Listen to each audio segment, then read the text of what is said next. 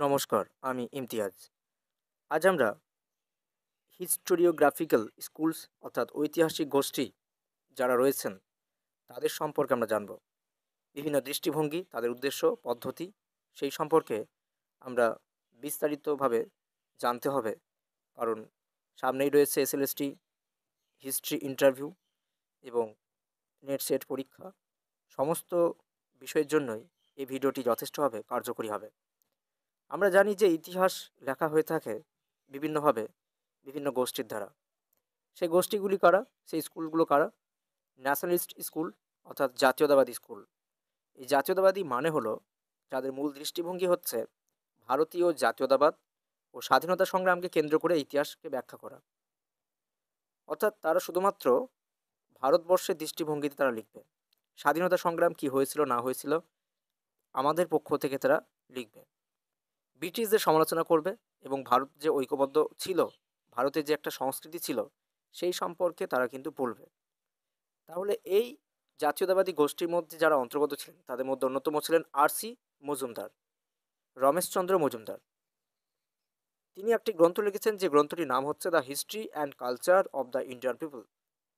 এটা আমরা জানি যে এটি 11টি খণ্ড আছে।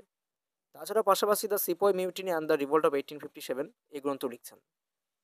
আমাদের যেমন সেই সমস্ত ঐতিহাসিকদের নাম যেমন জানতে হবে, তার পাশাপাশি তারা কি লিখছেন এরকম একটা গ্রন্থ আমাদের জানা উচিত। কেপি জয়সওয়াল হিন্দু পলিটি লিখছেন। Tarachand history of the freedom movement in India লিখছেন। যথেষ্টভাবে আলোচিত গ্রন্থ। তাহলে আমরা জানলাম জাতীয়তাবাদী স্কুল সম্পর্কে। এরপর আমরা জানব মার্কসিস্ট স্কুল অর্থাৎ মার্ক্সবাদী গোষ্ঠী সম্পর্কে। তাদের মূল দৃষ্টিভঙ্গি কী? এরা সাধারণত শ্রেণী সংগ্রাম, অর্থনৈতিক গঠন, উৎপাদন এই সম্পর্কে ভিত্তিতে ব্যাখ্যা করছেন এবং তাদের কাছে আলোকপাতের বিষয় হচ্ছে যে সামন্তবাদ, ঔপনিবেশিকবাদ, পুঁজিবাদ, তারা যে শোষণ চালাচ্ছে তাদের উপর এরা সমালোচনা করছে। আমরা দেখছি এই স্কুলের অন্তর্গত যে সমস্ত ঐতিহাসিক যাদের মধ্যে অন্যতম হচ্ছেন D Kosambi, Damodar Dharmanand Kosambi. An introduction to the study of Indian history, myth and reality, R S. Sharma, Ramcharan Sharma, আমরা সবাই জানি, তার বই সম্পর্কে আমরা পড়েছি। তিনি লিখছেন ইন্ডিয়ান ফিউডালিজম। এছাড়াও আরও অন্যান্য গ্রন্থ রয়েছে। বিপান চন্দ্র, আমরা নাম শুনেছি। রজনী পাম দত্ত, ইন্ডিয়া টুডে। ইরফান হাবিব যথেষ্টভাবে একজন মুঘল যুগ পড়তে গিয়ে তার বই ছাড়া তো চলেই না। The agrarian system of Mughal India and atlas of the Mughal empire. এছাড়াও রয়েছেন যথেষ্টভাবে পরিচিত প্রাচীন ভারত সম্পর্কিত রমিলা থাপার। তার একটি অন্যতম বই হচ্ছে Ashoka and the decline of the Mauryas. তাহলে আমরা দেখলাম যে মার্ক্সবাদী স্কুলের অন্তর্গত কোন কোন ঐতিহাসিক রয়েছেন। এগুলো কিন্তু আপনাকে জানতেই হবে। যে কোনো পরীক্ষার ইন্টারভিউ হোক বা পরীক্ষায় হোক এগুলো কিন্তু আসে কিন্তু। এরপর আমরা দেখব কলোনিয়াল অর্থাৎ সাম্রাজ্যবাদী বা ঔপনিবেশিক গোষ্ঠী সম্পর্কে। তারা সাধারণত ব্রিটিশ শাসনকে ইতিবাচক হিসেবে দেখানোর চেষ্টা করছেন এবং তারা ভারত সমাজটাকে পিছিয়ে থাকা হিসাবে উপস্থাপন করছেন। মানে নিজেদেরকে তারা বলবান শক্তিশালী হিসাবে উপস্থাপন করছেন আর ভারতের মতো সভ্যতাগুলোকে দুর্বল হিসাবে বা পিছিয়ে থাকা হিসাবে উপস্থাপন করার চেষ্টা করছেন। তাদের মধ্যে অন্যতম কারা? James Mill, Vincent Smith, H Dodwell এবং তাদের গ্রন্থ আমি কিন্তু এখানে উল্লেখ করেছি। The history of British India, the Oxford history of India, এই গ্রন্থগুলোতে তারা সেই বিষয়গুলিকে অবতারণা করছেন। এরপর আমাদের রয়েছে কেমব্রিজ স্কুল বা কেমব্রিজ গোষ্ঠী। সাধারণত আমরা দেখছি তাদের মূল বিষয় হচ্ছে যে ভারতের জাতীয় আন্দোলনটিকে এটা আদর্শ হিসেবে দেখছে না, বরং কোনো স্থানীয় অভিজাত গোষ্ঠীর ক্ষমতা বা প্রভাবের ফলে এটা ঘটছে। অর্থাৎ জাতীয়তাবাদটাকে তাদের দৃষ্টিভঙ্গিতে একটা এলিটিস্ট পলিটিক্স বলে মনে হয়েছে এবং তাদের মধ্যে অন্যতম যারা ঐতিহাসিক রয়েছেন অনিল সিল, গর্ডন জনসন, জন গ্যালাহার এবং যেমন অনিল সিলের একটি গ্রন্থ the emergence of Indian nationalism, যথেষ্টভাবে আলোচিত গ্রন্থ।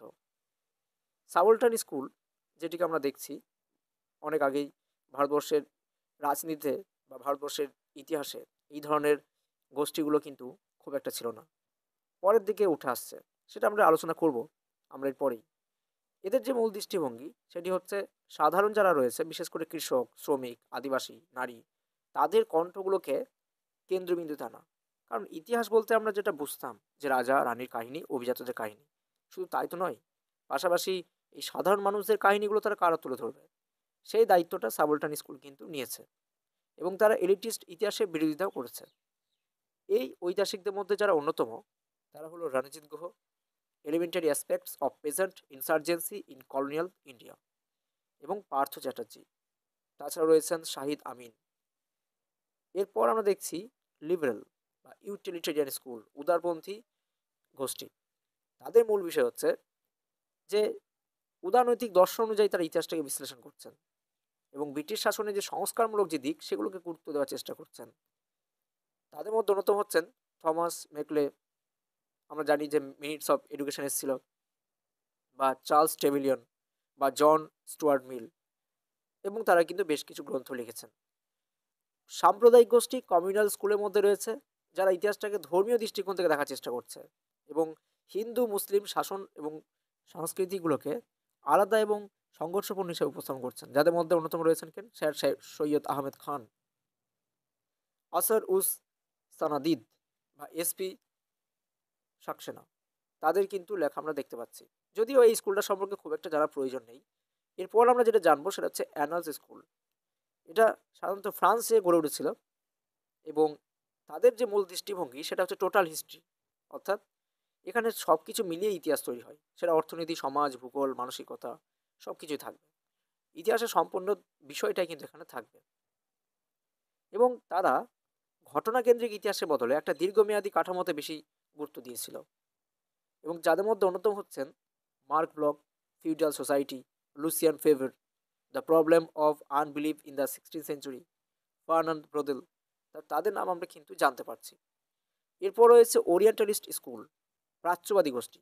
তাদের মূল বিষয় কি, যে ভারতের একটা অতীত ছিল, কিন্তু অবশ্যই আমরা যেটা 1921-22 দিকে জানতে পারছি, যখন হরপ্পা সভ্যতা আবিষ্কার হচ্ছে, যে ভারত একটা প্রাচীন সভ্যতা ছিল, তাদের একটা ধর্ম ছিল, তাদের একটা সংস্কৃতি ছিল।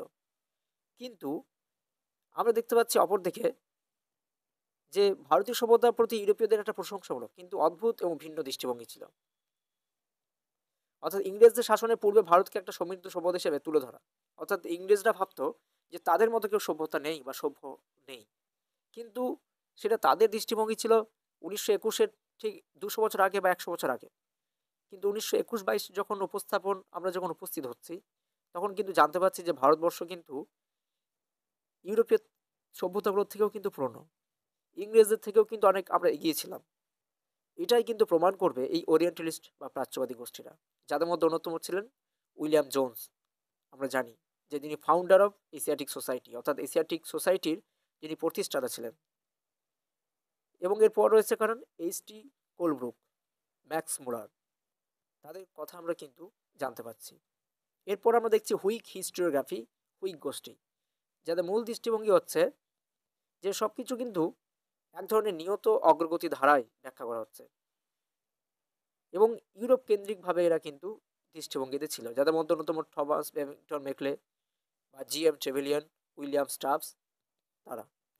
এরপর আরেকটি স্কুল, সেটা হচ্ছে পজিটিভিস্ট স্কুল, যাদের মূল দৃষ্টিভঙ্গি হচ্ছে যে ইতিহাসটাকে বিজ্ঞানসম্মতভাবে ব্যাখ্যা করতে হবে এবং যে নথিগুলো আমরা ব্যবহার করব সেগুলো যেন একটা নিখুঁত হয়, কোনো রকম একটা অনুমানের উপর কিন্তু চললে হবে না। ইতিহাস মানে কিন্তু অনুমান নয়, এই জিনিসের উপর তারা কিন্তু গুরুত্ব দিচ্ছে, যাদের মধ্যে অন্যতম হচ্ছেন লিওপোল্ড ভন র্যাঙ্কে এবং জে.বি. বিউরি, তারা। এরপর আমরা দেখছি ফেমিনিস্ট হিস্টোগ্রাফি, নারীবাদী গোষ্ঠী। কারণ আমরা দেখছি যে আমরা যদি সমাজটাকে দুটো ভাগে ভাগ করি, তাহলে একদিকে পুরুষ, একদিকে কিন্তু নারী, তাহলে সেক্ষেত্রে কিন্তু লিঙ্গভিত্তিকভাবে কিন্তু দুটো জাতি কিন্তু রয়েছে। সেক্ষেত্রে কিন্তু নারীদের ইতিহাস কিন্তু থাকা উচিত, তাদেরও তো কম অবদান নেই এই সমাজের মধ্যে, তারা তো যথেষ্টভাবে কিন্তু ভূমিকা পালন করছে একজন পুরুষের সঙ্গে সমান তালে, তাদেরও কিন্তু অভিজ্ঞতা কম নয়।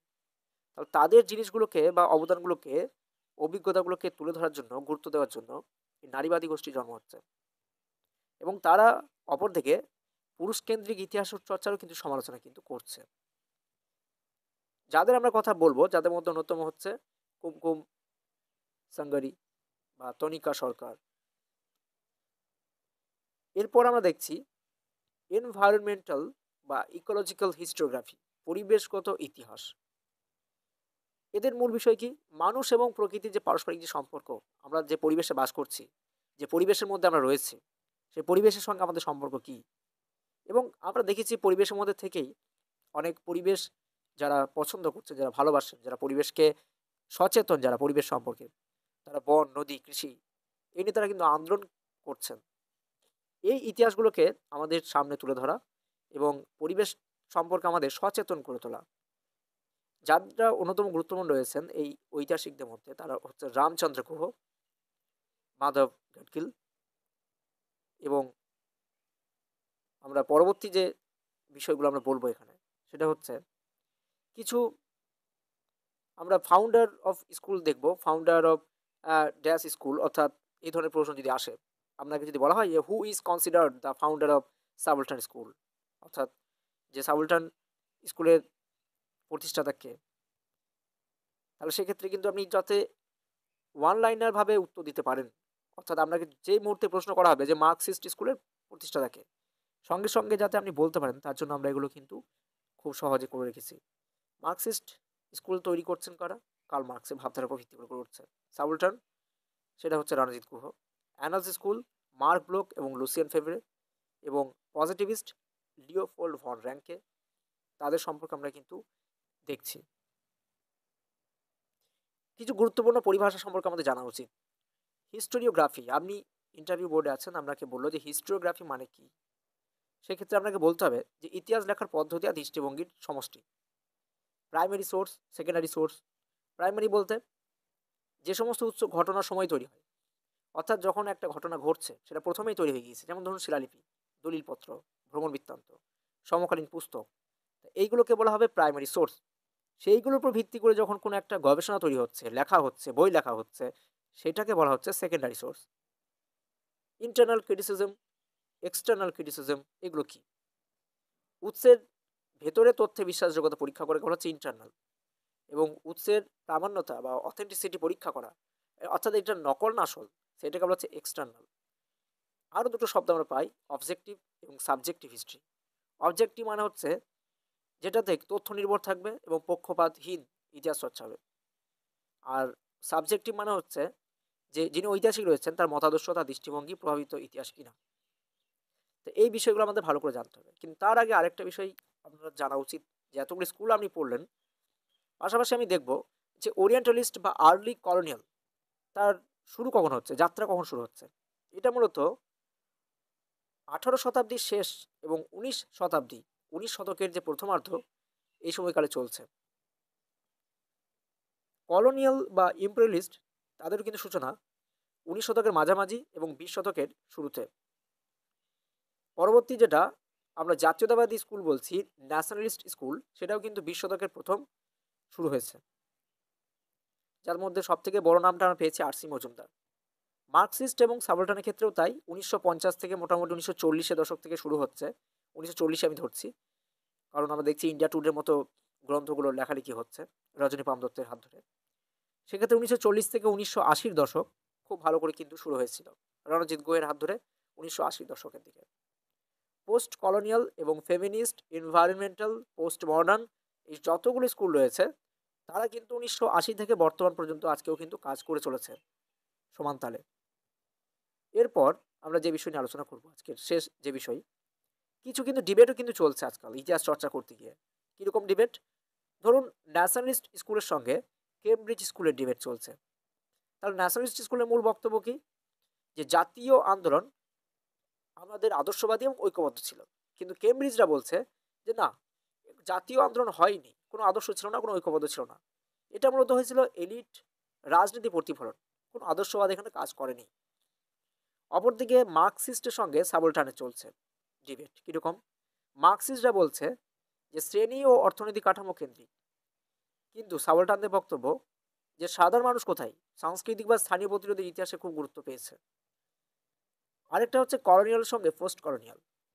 কলোনিয়ালের বক্তব্য হচ্ছে যে ভারত কিন্তু পিছিয়ে পড়ছে, ভারতের সভ্যতা নেই, ভারত পিছিয়ে পড়া, বর্বর, অসভ্য, এবং সবটাই কিন্তু ইউরোপ কেন্দ্রিক তারা তুলে ধরার চেষ্টা করেছিল। কিন্তু পোস্ট কলোনিয়াল দেখাচ্ছে যে এই ধরনের ভাবনা চিন্তাকে ভেঙে ফেলছে এবং ভারতের যে সব কিছুই ছিল সেই অভিজ্ঞতাকে তার নিজের কাঠামোতে ব্যাখ্যা করছে। তাহলে আজ এই পর্যন্ত, দেখা হচ্ছে পরের ভিডিওতে। ধন্যবাদ।